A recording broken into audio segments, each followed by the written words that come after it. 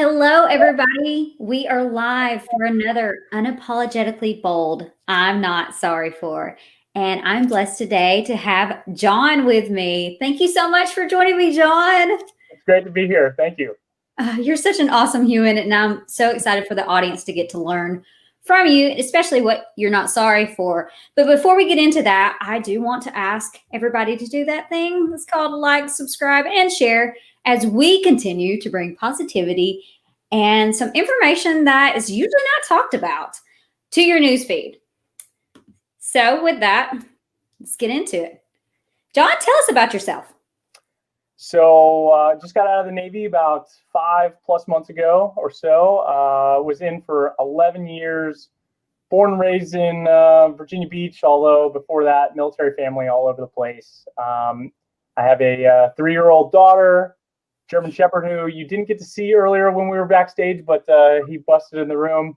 And I facilitate. So offsites, retreats, team building, strategic planning sessions, kind of anything that gets a group of people together to solve something or communicate and collaborate more effectively. I mean, that's literally my occupation. I did it for the Navy for the last 4 years, which is a little very much untraditional for being a surface warfare officer. So ship driver prior to facilitation, fell into it, and then doing that now. That's awesome. And currently, right now, you're in a storm as well. So we are going to give the preface.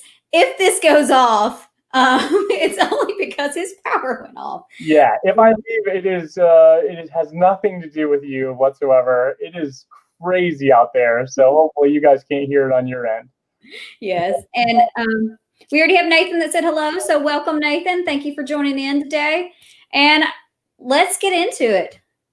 Sweet. What are you not sorry for? I am not sorry for not taking people's advice. Not all the time, but I always felt like this guilt in, you need to read this or you need to do that, and you should absolutely go work for this, type of person and do this type of thing. And I would put those things on my to-do list. And I guess, within the last year or so, just kind of really came out of that and realized that everything like that is personality driven, and it's hard to ask somebody for directions to a place they've never been before. So me taking advice from somebody who's never been where I feel like I want to go I feel like I'm going to get lost based on their directions instead of learning on my own as I go. And I love that. The point too that I hear, and because I know you, is that you're still what we call a hot human, which is humble, open, and transparent. And it's not for the fact that you don't want people's advice, but it's the part of getting to learn it your own way, but also using drivers. So what would you say are driving forces that make you decide hey, I might need to do that or I might not? I might take your advice. I might not. Yeah. Well, I think everything comes through a lens. So there's pieces of advice that you get that are genuinely good that I might pass on to someone else that's in more of a cookie cutter role type of thing. But I feel like just like anything else, whether it's politics or religion or whatever it is, you can pick the things that you want to dive into and you can stay away from the things that you don't. And I think advice is no different. So they might have a couple good points here and there. You can take it with a grain of salt. And then kind of move out with it. My driver to me is if I'm listening to it and I can see myself rolling it from one day to the next on a to-do list, I'm like, okay, that advice is not for me. I'm not doing it for myself. I'm doing it for them. And I should probably not, put too much effort into that, in my opinion. What got you to here? Well, a series of advice that I either took or didn't take. I think accident, to be honest with you. Right place, right time, or you could say wrong place, right time, whatever it is. I just fell into this facilitation thing. So I went into a room that I was supposed to be the note taker for. This is how it all pretty much started. I was supposed to be the note taker. I was the most junior person in the room. There were 10 captains, so 06 level Navy captains. And a couple of them didn't like me, and they came up to me and they were like, John, no talk. They know I'm a talkative guy, and they're like, no talking, and like, hey, this is, we're going to follow this agenda. We're here for 2 hours, and, take notes. And then there were, more people that liked me that didn't. And I'm sitting there, and after the first hour on this agenda, we've got like these 4 or 5 items that we're supposed to hit, or they are. And we're at hour 1 and still not even remotely close to topic 1. And I kind of just went, huh. And one of them was like, what? And I was like, this is terrible. They were like, excuse me? And I was like, this is abysmal. Like, I don't understand what's going on here. And they were like, oh, you think you could do better? And I was like, I know I can do better. And they were like, okay, smart Alec, go do it. And for the last hour, I took all of these different tips, tricks, tools that I had gained over time for attempting to build my resume to transition from the military, and finished the agenda essentially. And from there, they asked me to come back, and those people went to other commands and asked me to come back, and that's kind of how it happened. So pure accident, long-winded answer to your question, but definitely by accident. I love that though, because how many people have actually had that experience or the confidence to be able to say that? Oh, yeah. But I think the one thing that I talk about is self-awareness. In that, you would have to have a lot of self-awareness to know who you are. So point to that for a minute. What is, and I guess that's the whole point of it too, is that you have a self-awareness to know what advice to take and what not, like how it will resonate with you. So how do you use that to build up to do the things that you do? Well, okay. So I think this, I hope this makes sense. This makes sense in my brain. So if it doesn't make sense to you, you should let me know. So I'm a big DIY guy, and I found out in anything that you do for DIY, whether it's building a deck or whatnot, it is almost identical to, so this is an analogy within an analogy. So like, follow me here. In order to deep fry a turkey, you watch like 3 videos on how to set your house on fire, right? And make the worst turkey ever. And then you watch 3 videos on like what to do. And then you're like, okay, well, I'm not going to do that temperature. I'm going to do this one. I'm not going to do this duration. I'm going to do that one. And for DIY, it's the same. You find something that is trustworthy. You follow through with what not to do, what to do, and you kind of pick your own path. I feel the same way about all this other stuff. It's like, I want to know the mistakes that other people have made. I want to know what they regret. I want to know what they're excited about, and why they feel like they made it down the path that they did. So that if I do run into those one-offs, I'm like, oh, I do remember this person told me this. I should be wary of this type of thing. But it's kind of like calculated risks. It's like, I'm going to take this, and I know the worst case scenario is it's just not going to work. I know I'm on a live version with you in the middle of a storm. Worst case scenario, you have to talk to yourself for another 20 minutes. Like, it's all just calculated, risk. And the personality aspect that comes out of it is, I'm okay with the failures. I mean, there's almost nothing in my line of work that could hurt you in any way.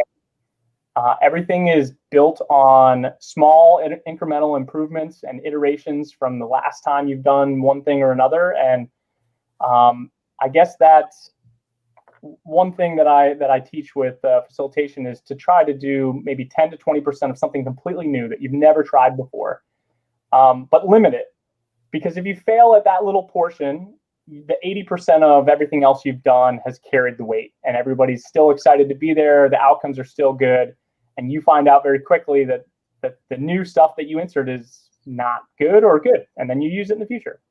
I love that, because it makes me think of my team that I've been talking with lately. It's like, and I feel like anybody listening to this mic can resonate, that it's constant pivoting. I feel like I've been doing lately. So I just told them, like, embrace the fail. Like right now, we have had the time, and we've had, it's a learning. It's all like, this is a season of just figuring it out, because everybody's so stressed out, and just take off that pressure. But too many times people think failure is something that can get in with their, they identify with it and it can hold on to them. So I really like how you talk about doing it small.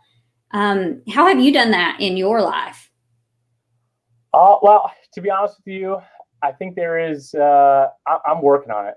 I mean, Yeah. like everybody else. And I think what's going on in the world right now and COVID and whatnot has actually helped me to reflect on that a lot more than before. So my answer for right now might be a little different had you asked me, 5 or 6 months ago, but I'm trying to take all of the things that are not either benefiting my company, myself, or my family in one way, shape, or form, and realizing that you got to put on your own oxygen mask before helping others. I mean, you've heard that 1,000 times, but in the Navy, it always goes ship, shipmate, self. I mean, that's what you say, ship, shipmate, self.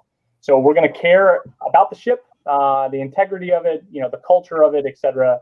Shipmate, helping other people before helping yourself, and then you're the last.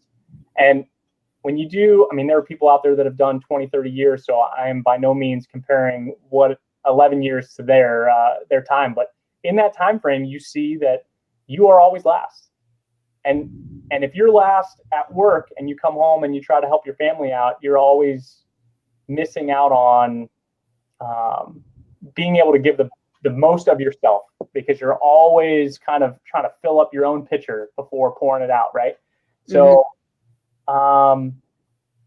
yeah, I think the thing that I'm working on right now, this is not answering your question, but whatever. The thing that I'm working on right now is boundaries, big time. I used to take calls really late. I used to text back really late. If I got an email, 6, 7 that night, I'd be like, I got to answer it. I got to get back to them. And it's like, no, they sent me an email at 7 o'clock at night. I'm going to get back to you tomorrow. There's no need to prioritize this over dinner or hanging out with my family, that type of thing. So the more I do that, the more I realize that people expect you to wait until tomorrow. Like, do you ever send an email at 7 o'clock at night and expect somebody to reply to you? Like, you expect them to reply to you by the end of the week, not within an hour. So that's kind of, and it's made a big difference for me anyway, so far. So, and that's something I've said with people is that prioritizing, especially if you're going to own a business, what I found is start with your family first, because for you need to have a consistent core. And if you don't have that, and then you go out and you face these problems, and then you come back and you don't have anybody, in essence, sometimes to offload to, if you don't have a counselor or a family member, for sure. You need to. But the thing is, almost every post that I put out is read by her before I put it out. Do I sound really dumb here? Or no. And I'm like, did I spell anything wrong? Did I do this? Did I do that? And it's like, if she reads it and has to go, ooh, what are you trying to say here? I'm like, oh, okay. Well, if you're thinking that, everyone else is going to. So she probably doesn't love having me in the house all day asking her to read my stuff over and over again. But to your point, definitely the family first, the backstop for everything, for sure. And I wonder too, I'm married to my total opposite. And so I have to get his opinion because it is not mine ever half the time. And so like I did something, some new marketing thing, and I sent him, I'm like, is this dumb? Yeah. But it's the thing, it's like, you want to do things your own way because that's your process. You know that you can trust your wife because you know her strengths. So whenever you do things your own way, how do you say that it affects, or let me rearrange this. When you do things your own way, is it just selfish or is it team centered? You mean like not taking other people's advice and kind of going on my own? Yeah, but don't you still have a team that you still use in essence? Yeah, I mean, I've heard people say like that you have your own like Jedi council, you have your own mentors that help you for one thing or another. I think my answer to this would have been a little different. Would have been, yeah, I'm going to go towards what the collective team thinks, for them, for myself, for the company, etc. And now I'm realizing that the more I'm actually myself, the better I am at being myself. And I do my job better. The conversations are, have a bigger impact. The work that I do with teams is, all of those things. Like, I don't know about you, but if you give me a script to follow and you say, follow this script, this is everything you got to do, this is everything you got to say, I will fail miserably, because that's just not the way my brain works. My brain is all over the place. I hear what I'm saying at the same time that you hear what I'm saying. And I act and react based on reactions, which is one of the reasons why shifting to a virtual environment to do offsites and retreats was challenging, because if people don't have their camera on, I can't act and react. And I'm just laughing at my own jokes over here. And it's like, this guy over here, he's not funny. He's laughing at himself. Like, it doesn't make any sense. But I'd say it's more personal now, for sure. And with that too, I think that's something that a lot of people are focusing in on. And I did a post on it yesterday on it, is that it is the versus is no longer. So it's no longer home versus work, or it now is, I say, embrace the home and work, because you're human no matter where you're at.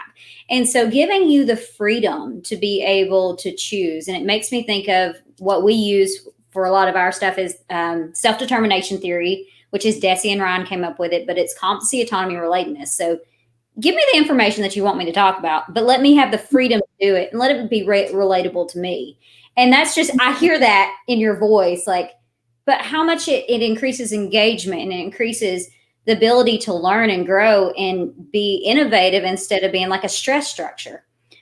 So for you, especially coming from a military background into the corporate world, how much has that affected you wanting to do things your way? I mean, 100%. So, I mean, I didn't lead with this, but so going into the Navy, I was a nuclear surface warfare officer. So you go to nuclear power school and learn more physics and calculus and thermodynamics than I almost want to throw up right now, just reflecting on it, right? That is very much by the book. You have to do things a certain way. It is the safety of people's lives and equipment at stake, right? So I'm literally doing the polar opposite of what that is, right? So to answer your question, I think because it was all kind of pent up over time, it was like, okay, I've been to thousands of trainings before where I'm like, there's a better way than this. Like, you don't need to sit through 8 hours and give me 45 minutes of this like golden nugget thing and waste my time for the whole day, when you could just tell me the things that I need to know, and be a little bit more dynamic and fluid. And I think the biggest thing is humor. Like, I like to have fun while I'm doing my thing. I like for people around me to be having fun. I think you're a lot more creative when that happens. I think that you get along with people a lot better when that happens. So when you have a strategic conversation, you're treating people with empathy. You're like, okay, I see where he or she's coming from. They mean well. So why do we have this disconnect? As opposed to this static, boring, type of flow. So yeah, the Navy, I think, definitely, in a very weird way, shaped it into this. I've always been creative in that sense. Like, I like to solve problems, and it's not necessarily that I do that for companies. I like to get them to solve their own problems. I rarely do anything on my own except for create the environment. But like, if I'm building something for my daughter outside and the thought is in my head at night, I might stay up until 2 or 3 in the morning just thinking about how I could build the rock wall a little bit better. It never turns off. This is what I love about you, is that I feel like you speak me and you speak my language, because there are people I say that's like us, that just the brain just does not shut off sometimes. No. And it's constantly going, and how to control it. And that's what actually started a lot of my self-awareness journey. And because especially people I cared about, I was like, oh, I have to take their advice. I'm like, it didn't feel right, but it's like, they said it, and they got all these accolades and they've done all these things. So I have to do it that way. Yep. Only to realize if I listen better to myself. And I think the other thing that it stems in from a thing that I did with Kevin Monroe, and he has a thing called the extraordinary life.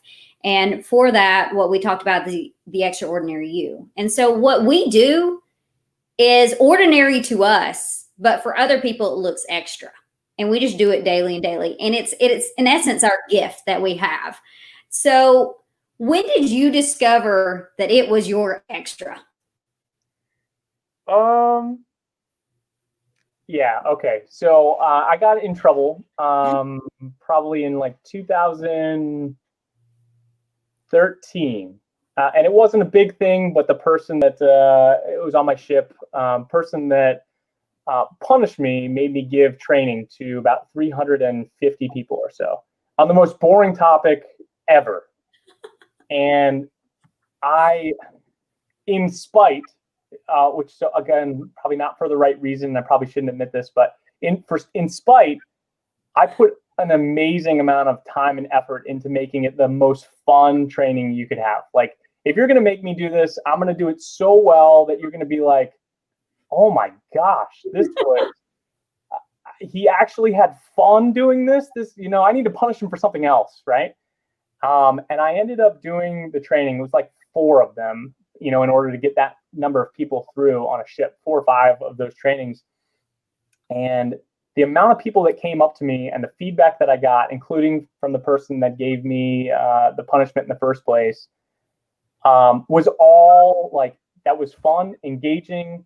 I actually learned something. Like, I've been in the Navy for 20 years and you taught me something about this topic that I, probably always tuned out. I think in that point in time, I realized that I had a little extra. And maybe it's just like you said, we just think differently. Like, how can I actually get more out of this thing? Like, if it's always been done this way, how can I do it a little differently and add my own spin on it to make it a little extra? I love it. That is so awesome. So I know that we're nearing the end and I see the lightning hitting right now. Yes, I did see that. So here I go, I'm leaving. So to end this out, what would you say to people that apologize for doing things their way instead of doing what other people advise them? I mean, I think everybody has to go through their own path to learn what works and doesn't work for them. I mean, I'm 35. I wish I knew what I knew, that now at 25, I would have gotten way more done, etc. So everyone's got their own learning curve and whatnot. So I would say learning from those mistakes on your own you're going to learn a lot more than taking advice from me on how to take other people's advice. But I would just say, treat it like everything else. Like, when you search for certain different things online, or you read a book, you pick the things that you want to believe in and invest your time in. And apologizing for not reading the book that somebody gave you, it's like, you've got other things to do. Like, that's one conversation of one thing that happened for you. They don't know what's going on underneath the hood. They have no idea what kind of bandwidth you have. And that might be the 11th book on your list. So you might not get to it for weeks, a month, a year. Like, you don't owe it to them to apologize for giving you good advice. So the thing is too, if you're taking advice from somebody that either genuinely thinks you'll take it or genuinely wants to help you by the advice, chances are they're going to rally behind you as a mentor, friend, or confidant, that they're going to be okay with the fact that you didn't do it in the first place. So it's a good weeding out tool if you don't take it, and see what they do. And if they want to jump off, let them. I love it. Thank you so much for that. That was such a great talk. And thank you for everybody that joined in. I see Rebecca also joined in, so thank you so much. And then Mike as well. I appreciate everybody coming in and just having a conversation with us about why you're not sorry for doing things your way and taking your advice and doing things that you know that work for you. So thank you for your time, John. I greatly appreciate you. I hope you have a blessed day. Thank you.